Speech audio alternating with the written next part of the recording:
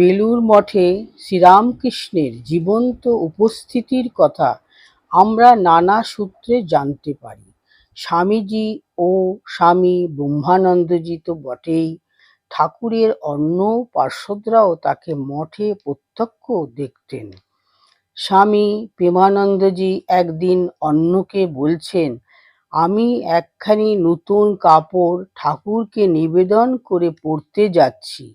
ঠাকুর এসে আমায় বললেন, হ্যাঁ রে বাবুরাম, তুই নতুন কাপড় পরছিস, আর আমার জামা যে কেটে দিয়েছে, আমায় তুই কি আর ভালোবাসিস না? তারপর ঠাকুর ঘরে গিয়ে দেখা গেল সত্যি ঠাকুরের জামা ছবিতে পরানো ইঁদুরে কেটে দিয়েছে। প্রবীণ সাধুদের পরম্পরা শ্রুত যে যখন নিত্য মঙ্গলারতির পর শিবানন্দজি মন্দিরে যেতেন, ঠাকুর সঙ্গে সঙ্গে হাত বাড়িয়ে চিবুক ধরে তাকে আদর করতেন। এছাড়া প্রেমানন্দজি ও শিবানন্দজির স্মৃতিকথা থেকে জানা যায় যে তারা দেখতেন ঠাকুর মন্দিরের বারান্দায় বা মঠ প্রাঙ্গণে এদিক ওদিক পায়চারি করছেন। সেই জন্য তারা বিশেষভাবে খেয়াল রাখতেন মঠ প্রাঙ্গণে যেন চোরকাটা বা ইটের টুকরো পড়ে না থাকে, যাতে শ্রী শ্রী ঠাকুর স্বচ্ছন্দে সেখানে বেড়াতে পারেন। শুধু ঠাকুর নন, তার অন্তরঙ্গ পার্ষদরাও স্থূল শরীর ত্যাগ করার পরেও বেলুড় মঠে যে সূক্ষ্ম শরীরে আবির্ভূত হতেন তার সাক্ষ্য দেয় এই ঘটনাটি।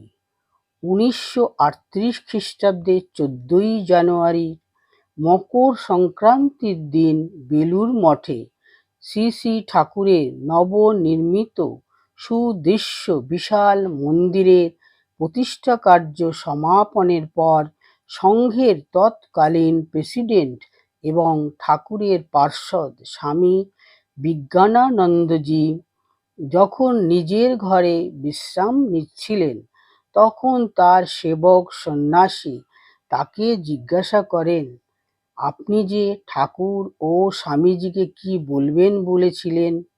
মহারাজ উত্তর দিলেন, হ্যাঁ বলেছি। স্বামীজিকে বললাম, স্বামীজি আপনি উপর হতে দেখবেন বলেছিলেন, এবার দেখুন আপনারই প্রতিষ্ঠিত ঠাকুর আজ আপনার পরিকল্পিত নতুন মন্দিরে বসেছেন।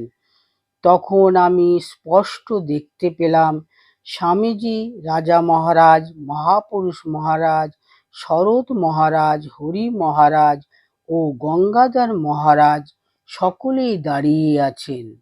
আঙ্গুল দিয়া দক্ষিণ পশ্চিম কোণের দিকে দেখাইলেন।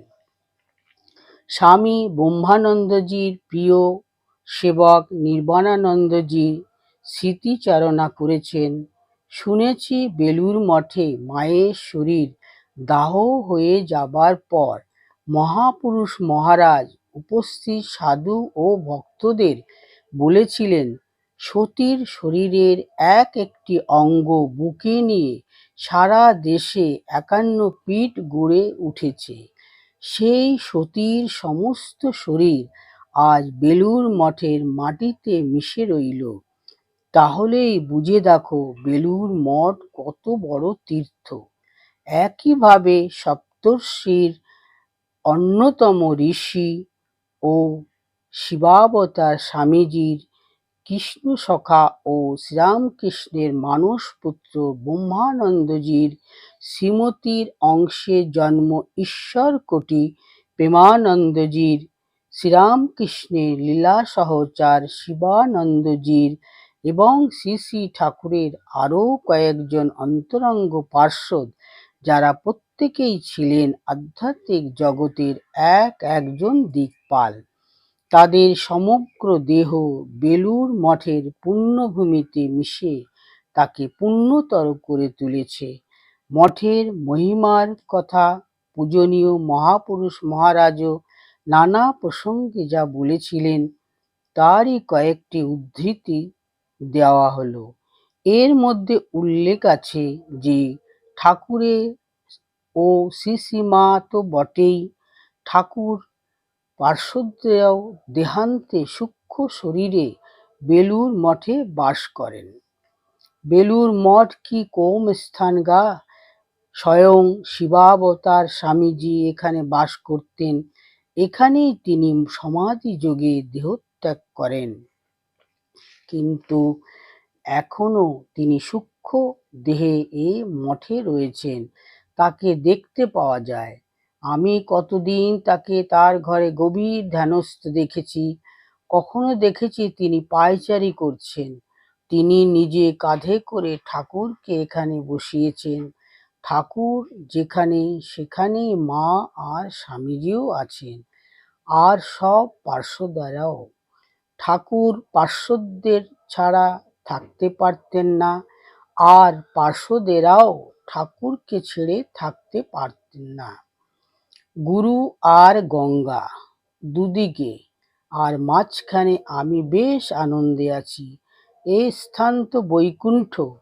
স্বামী স্বয়ং জগন্নাথ এখানে রয়েছেন জগতের কল্যাণের জন্য।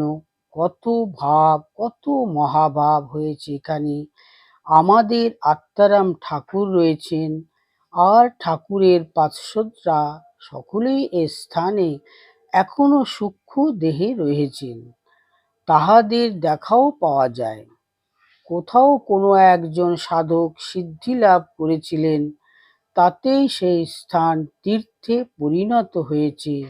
আর এ যে মহাতীর্থ, এ স্থানের প্রত্যেক ধূলিকণাও যে কত পবিত্র।